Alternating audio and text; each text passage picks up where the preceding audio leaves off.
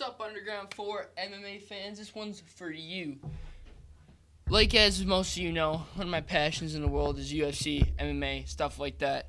And my favorite thing to do in like spare time with all this quarantine stuff going on, one of my favorite things to do is listen to all these talks, all these podcasts, Luke Thomas's, Joe Rogan's MMA shows, Brendan Schaub's, all MMA shows, and just listen to them break down cards, break down all type of things, break down the UFC, break down fights that happen, break down soon-to-be fights, break down all of this stuff, and it's so fun to me. It's so fun to watch, and I want to do it back, just to get back as a thank you. I want to do my own thing. I'm gonna call this version of my podcast, which, as most of you know, my regular podcast, which like Joe Rogan has, he's got his regular podcasts, and then he's got his shows about MMA with like Brendan Schaub, Eddie Bravo, those guys. And excuse me. And you know, what this is gonna be called is the underground knee, just like flying knee, or whatever, basic, normal. It's kind of a build off of my Underground 4 idea that I had with my regular podcast. And obviously I know a lot of people aren't MMA fans or aren't big into it like me. And if you're not, then don't worry. All these episodes are going to be marked differently than the other ones. But yeah, so let's get down to business, man. UFC 249 was this weekend, and it was absolutely unreal. There's no way to put it other than unreal, dude. From top to bottom, that card was phenomenal. Like, it was, oh my gosh. Like, I don't even know how I can describe it, dude. It was like, in the, how long was I watching it? Because I got home from work. In the 5 hours that I was watching it, or however long it was, it felt to me like there was nothing wrong with the world. Like, everything in the world was okay, once again, just because there was fights on. It started off with, the first fight that I watched on the card after I got home from work was Alexei Oleinik versus Fabricio Verdum. So I didn't see any of the other fights. I haven't watched them. But from what I heard, you know, Ryan Spann defeats Sam Alvey. You know, Sam Alvey's, you know, I mean, Sam Alvey's obviously not a good fighter by any means, but he's not a bad fighter by any means. You know, he's just a guy who's, you know, he's always there. He makes people smile. His nickname's Smiling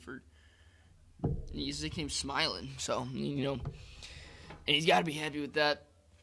Bryce Mitchell put on a clinic against Charles Rosa. You know, he won in a 30-24. When have you ever heard of a 30-24? Like, that is absolutely unreal. Bryce Mitchell is the real deal. I didn't think he'd be the real deal. I watched him on The Ultimate Fighter, whatever season that was. You know, obviously Bryce Mitchell was good, but, you know, he wasn't anything special. And Bryce Mitchell has, you know, taken this UFC contract that he's gotten, and he has ran with it. Dana, if you're listening to this, get Bryce his camo shorts. Reebok, get Bryce his camo shorts. This dude deserves it. This dude's awesome. He's awesome to watch. He's an awesome personality. And I think if he gets one more win against a decent name, he's ranked, or he honestly could be ranked like 15 at the end of this. And you know, and if not, you know, get him a top 15 opponent next. You know, let's see how good he really is. I think he's a beast. I think he could do damage. Vicente Luque, Nico Price. That was the second fight between them. You know, Vicente Luque. He's a big guy. And he's a beast. You know, Vicente Luque's got, you know, some power, and he's got the ability to, you know, beat these guys who are savages like Mike Perry and Nico Price. Nico Price's face got a little messed up. Man, he got messed up, actually. But hey, you know, move on.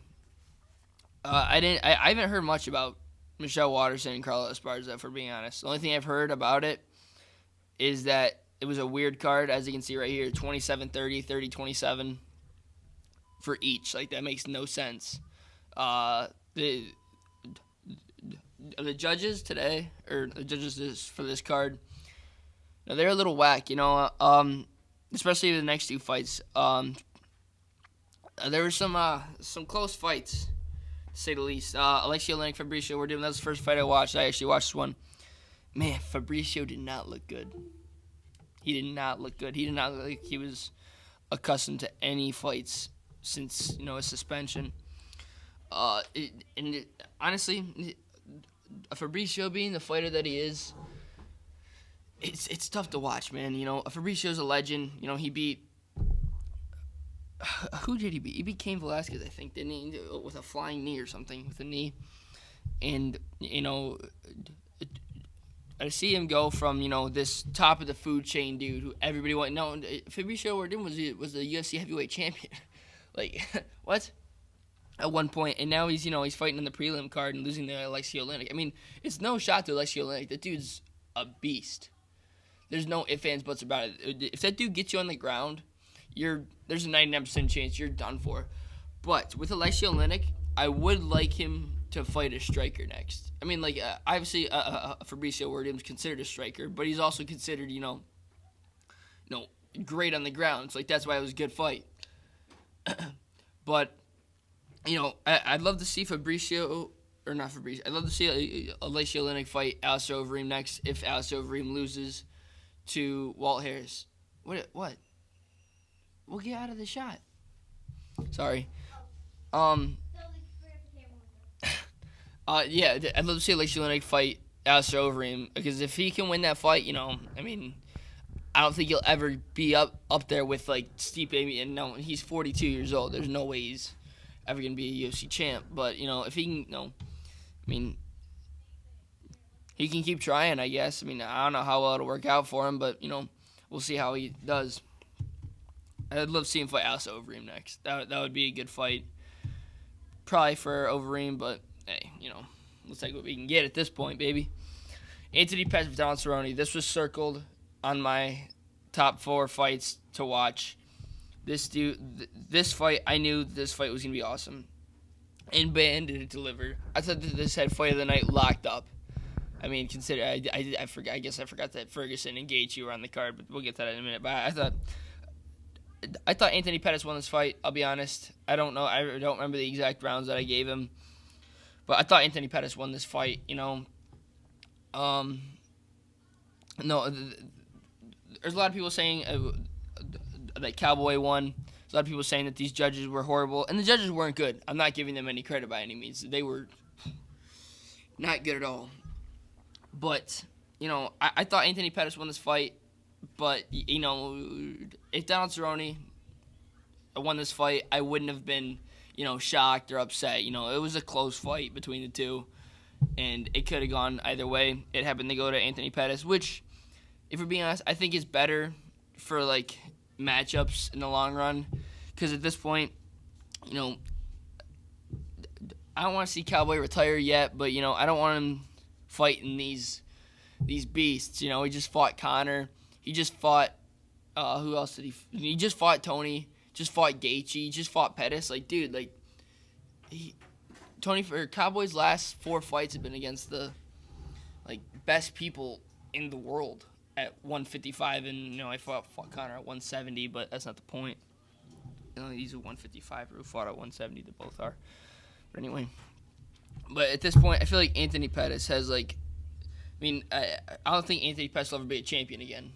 I think that goes without saying. But I do think that, Anthony Pettis has a better chance of being a top contender for, the next 2 years or whatever than Donald Cerrone does. I'd like to see Anthony Pettis. Rafael dos Anjos called out Anthony Pettis after this fight. That fight is the perfect fight to make. That fight makes so much sense. Make that at 170. It makes so much sense. So much sense. Rafael dos Anjos is a former champ who's kind of washed. He's good, but he's never gonna be that champion who was about to fight Conor McGregor that he was. Same thing with Anthony Pettis. Anthony Pettis is good. He's still got it, but he's never gonna be a champion again. And let's have these two fight it out and see which one has the better chance. I think that fight should be at 170, and then if Pettis wins, I think his next fight should be at 55 against. I don't know. I can't think off the top of my head, but I think Anthony Pettis deserves another, you know, real good opponent, and and that's obviously if he gets past RDA. You know, it's not a give in the it could be an easy win for RDA again for all I know, but I guess we'll see. No, I was real conflicted on that fight. I didn't know who was gonna win that fight. No, I love Donald Cerrone. I know I act like I hate him for the Conor fight, but that's just how I am. I love Anthony Pettis. Anthony Pettis is awesome. He's a legend. Showtime kick is one of the greatest moments in UFC history, by far. Moving on. Greg Hardy versus DeCastro. I mean, I don't know. I don't know. I think that Greg Hardy is the luckiest man in the UFC. I say that in all seriousness. It's somehow, like, I feel like he's got this name built up to him that he's like this scary dude who knocks people out so quick. But, he's not. I mean, his past, 3 fights have gone to a decision. No, he's not. Yeah, he's got some power, but he's not no scary knockout artist like they make him out to be.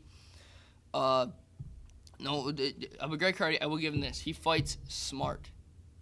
He fights really smart for what? I think Joe Rogan said that, John Anik said that in the broadcast. His first MMA lesson was November of 2016. He's been over this for 3.5 years, and he's fighting. He's beaten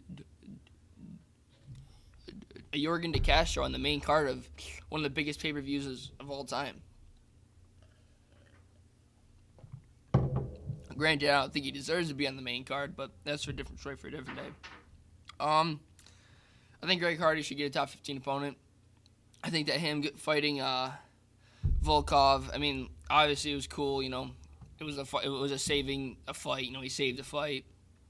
But I think we all knew what was gonna happen. Alexander Volkov is a legend, or I shouldn't say legend, but he's a well-respected, awesome fighter who's been doing this forever against a newbie who's just got a big name because he's a football player.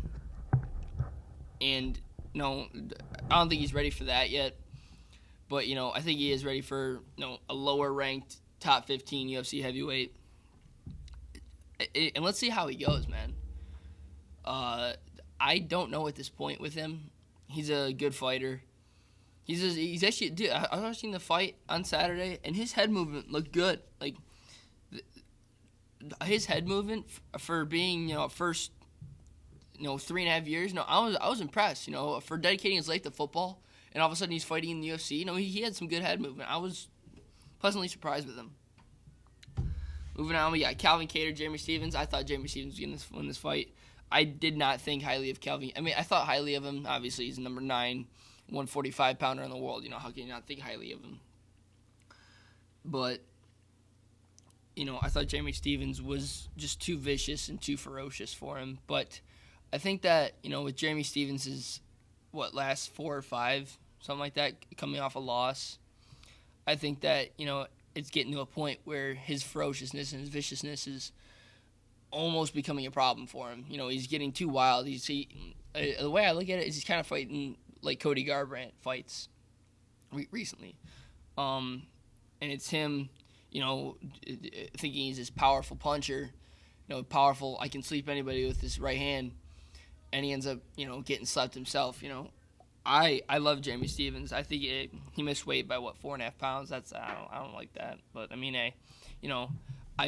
most weight I've had to cut is 2 pounds. This dude probably cuts 25. Probably walks around at 70, 65, 70, something like that. So I'll never knock somebody for missing weight. It's not very professional to do, but it's more than I can do. But yeah, Calvin Kattar, man, that dude's the real deal. That dude is the real deal. I thought, and I've been listening to a lot of stuff, and I did watch the Calvin Kattar versus the Beat fight, and that fight it should have been 5 rounds, and Calvin Kattar would have won that fight, man. In the 3rd round, he obliterated Zabit. It could have been a 10-8. and he came out, and it was just too little, too late for him in that fight. I don't like Zabit. I think his attitude's not good. I think he's over him. I think he's over his head. People think that that Zabit could beat like a Max Holloway. I mean, I know Max Holloway isn't the champ anymore, but there's people who think that he could beat Max Holloway, and there's no way he can beat Max Holloway. His stamina's terrible. He's weighing over his head. I don't know who I want to see Kattar fight next. Hold up. I'll pull up the UFC rankings. No, because I think Stevens was, 7, and he was 9. So I think he should get a top 5 next. Oops. Oh, no. Okay. Phew. This was bad. Sorry. Let's see. Athlete rankings. Oh, here we go. Calvin Kattar's number 9. He needs a top 5 fight. He already fought Zabit. Max Holloway's getting another shot at Volkanovski. Ortega got a fight. Or Ortega and Zombie got a fight. Honestly, I give Calvin Kattar a Yair Rodriguez. I don't see a problem with that. That'd be a sweet fight. I would love that fight. Yeah. Let's run that, UFC. Calvin Kattar, Yair Rodriguez. Let's book it. I feel like 5 rounds would be better for that fight. Just because I feel like the winner of that fight would deserve a title shot almost. Unless they book Ortega, Zombie, but I think Ortega's still got some time to recover from his ACL surgery or whatever. Moving on, Francis Ngannou. I shouldn't even spend any time on this. That dude is, his last 4 fights have totaled 2 minutes and 42 seconds. Like, that is unreal. Coming in this fight, I said that if you think Rozenstruik is going to beat Ngannou, you have never watched UFC fight in your life. Francis Ngannou has made every single fighter that he has fought look like they're nothing. He's an animal, dude. Absolute animal. Like, there's no other way to put it. No other way to put it. This dude is the scariest person I've ever seen in my life. I would rather fight Mike Tyson than him. And granted, Mike Tyson's 53, but that's not the point. The point is Francis Ngannou is not somebody you want to mess with at all. At all. I honestly feel bad for him, for being honest. Because the way that the UFC heavyweight division is it's so backed up, and it's nobody's fault. It's nobody's fault at all. I totally get where Stipe's coming from. If his gym's closed, and that's his gym, and that's where he's best at, and Stipe Miocic has become a champ from that gym.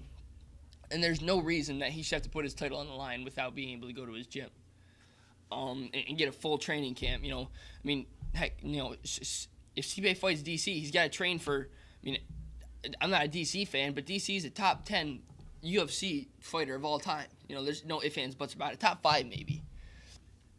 And there's no way that Stipe should have to prepare to fight him without a real training camp. Like, it makes no sense.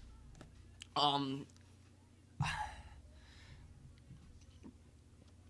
thing is I don't know. Like, yes, I obviously want to see Stipe fight DC for the 3rd time, but I don't know if it makes sense as much as Ngannou Stipe makes sense. Ngannou Stipe too. Since he's lost to Stipe, all right. So Francis beat Overeem, lost to Stipe, lost to Lewis. And now he's on a 4-fight win streak against, the 4 killers of the heavyweight division. Francis deserves a shot more, but it's what the UFC is going to do with it, I think. I think the UFC will do the trilogy fight because they need DC in the octagon. DC sells. People love DC. But I do think that Francis Ngannou deserves a shot more, but I don't know if he'll get it over DC. I don't think he will. Next for Rosenstrike, I say Walt Harris. If Walt Harris wins on Saturday, what's up? Can I move that? Yeah, it's upstairs, and then go all the way to the end of the hallway. Yeah. Sorry. Yeah, I think if Walt Harris beats Overeem, I think that he should fight Rosenstrike, and then those two fight it out, and then the winner of that's right back in the circle.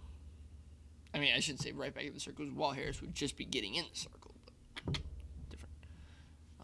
It's a good card this Saturday. Henry Cejudo, Dominic Cruz. I thought Dom was going to win. I really did. Stoppage, it wasn't the best. It wasn't the worst.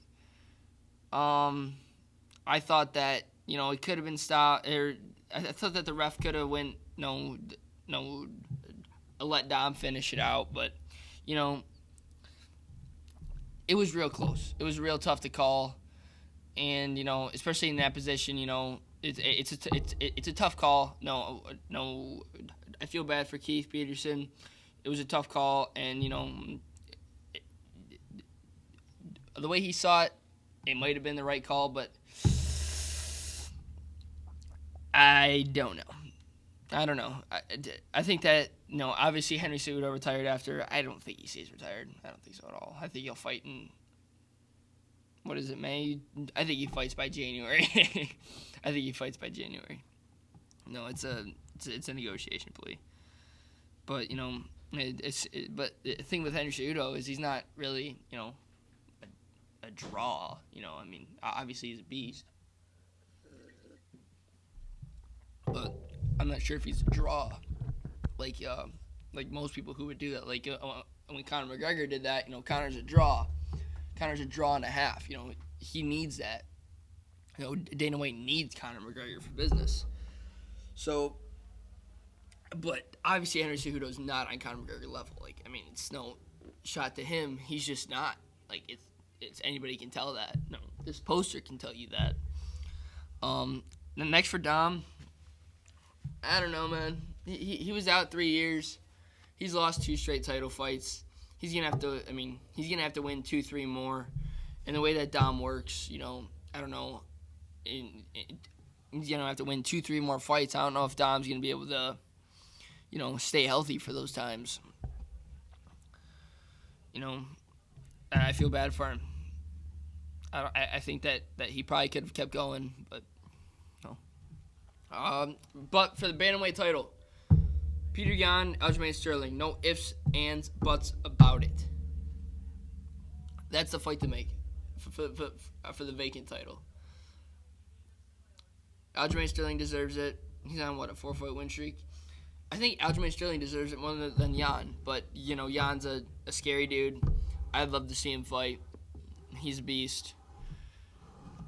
Let's get that fight booked. Henry Cejudo was talking about the 4-man thing, but I feel like it'd be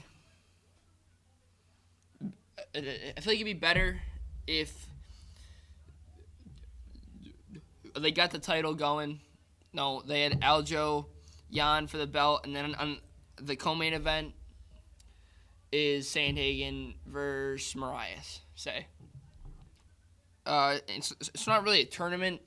It'd just be more of a, hey, this is for the belt. This is for the number one contender. I feel like that makes the most sense. Justin Gaethje.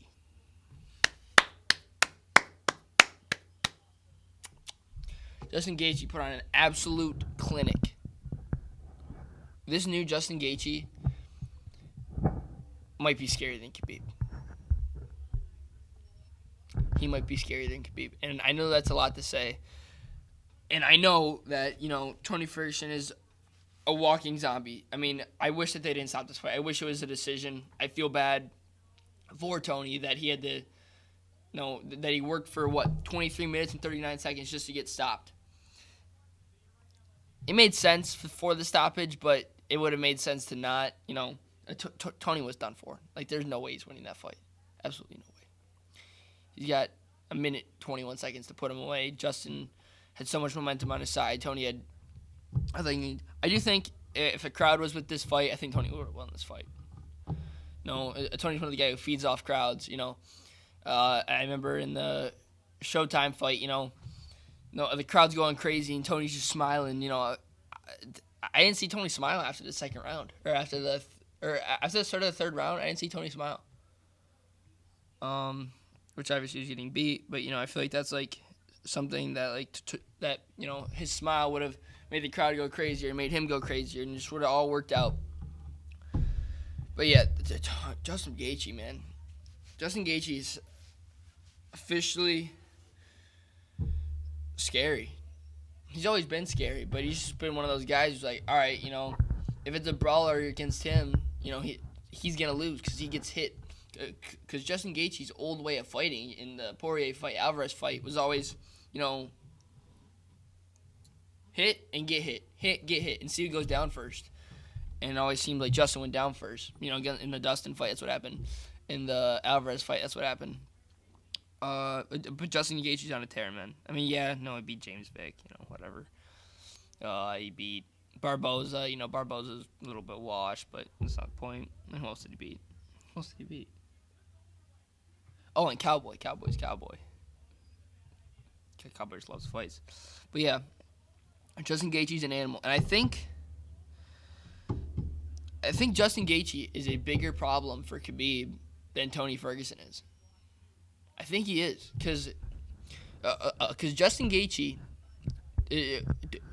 no matter how you look at it, Justin Gaethje has a wrestling background. He does not have a boxing background. Justin Gaethje is a D1 All-American wrestler. No, Justin Gaethje's wrestling is not something that should be messed around with. Like, if we're being honest, I could see why Tony Ferguson didn't take him down. I can't see why he didn't. No, it doesn't make sense why he didn't, or at least try. But for him to not, it shows like what Gaethje's his background is. Justin's striking is obviously better than Khabib's. There's no ifs, ands, or buts about it. But Khabib's wrestling is obviously better than Gaethje's. But I don't know if Gaethje's wrestling, all right, I'll rephrase that. Obviously, Khabib's wrestling is better than Gaethje's. But I don't think it's as big of a difference as everybody makes it out to be. I think that Justin Gaethje has the ability to stuff, 75% of takedowns. Say Khabib goes for 8 takedowns. I think Justin stuffs 6 of them.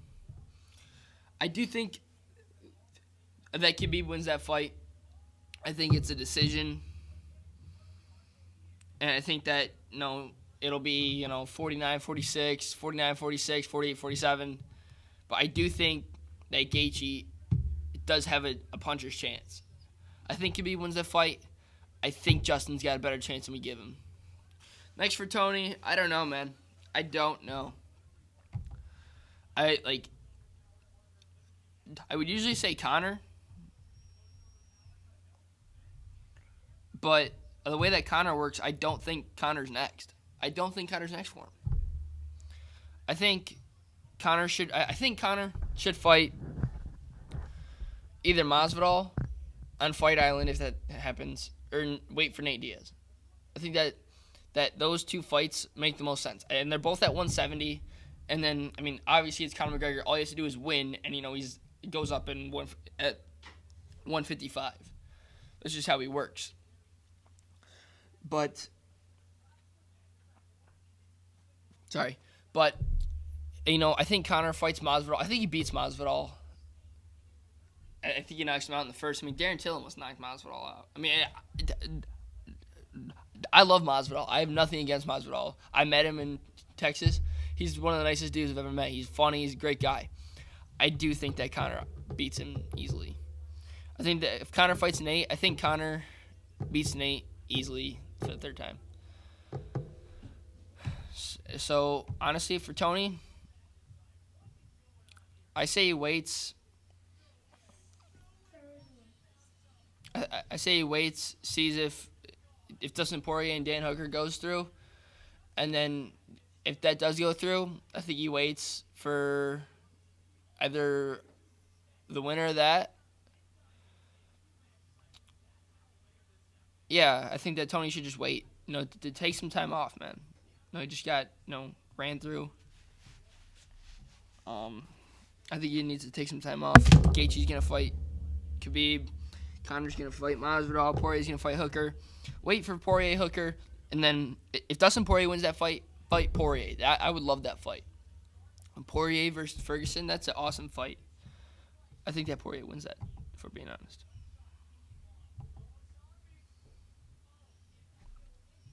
I think that Poirier would win that. But yeah, it's fight week again. It's not even fight week. It's like fight oh shoot, there's a fight in like 2 days. There's a fight on Wednesday this week. Anthony Smith and Glover Teixeira are headlining it. I'm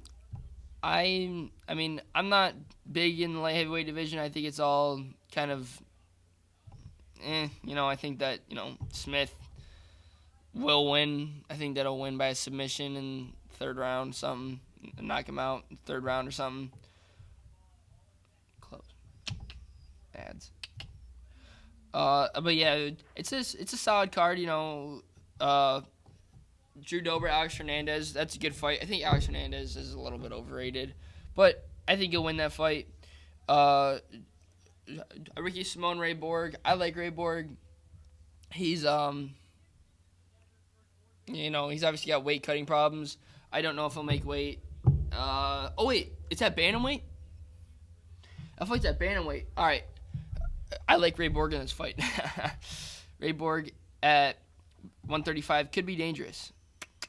No, obviously Ray Borg got outclassed by Demetrius, but I mean, who hasn't? Ben Rothwell, OSP. No, it's whatever. It's a solid fight. But there's some good cards going on. I'm happy with what the UFC is doing. That fight's on ESPN, easy to watch. And same thing with Walt Harris Overeem. The UFC cut a promo on Walt Harris with his daughter, and it made this fight really emotional. I think that Walt Harris will win that fight. I think he'll knock him out in the third, and then beat Rosenstrike if that fight happens. Yeah, awesome fights last Saturday. Last Saturday. There's some awesome fights Wednesday, awesome fights Saturday. Live sports are back. Shout out to the UFC. Shout out to Dana White. Shout out to everybody involved. Shout out to all the medics involved in testing all these people. It was amazing. All of you did amazing. I can't thank you enough. It's obviously dangerous for all these people to do this. There's no ifs, ands, buts about it. But it was done, and they did it, and I'm so happy that they got it done. And live sports are back, and the UFC is back. Los, you want to be my cameraman? And want to give you a thumbs up on this? All right, get over here. Live sports are back. Shout out to Dana White. Shout out to everybody involved. Awesome night of fight Saturday. Hopefully I'll do this. Maybe I'll do a fight. Don't do it yet. As soon as I give you a thumbs up. I might do a fight companion like Joe Rogan does on Saturday or on Wednesday for the fights because I don't got to work Saturday. I might miss most of the fights because I got to work, but hey, at least I'll catch the Wednesday ones. The card on Wednesday is good. The card on Saturday is good. Live sports are back. UFC. Los, you're all good. Thank you guys. You have a good night.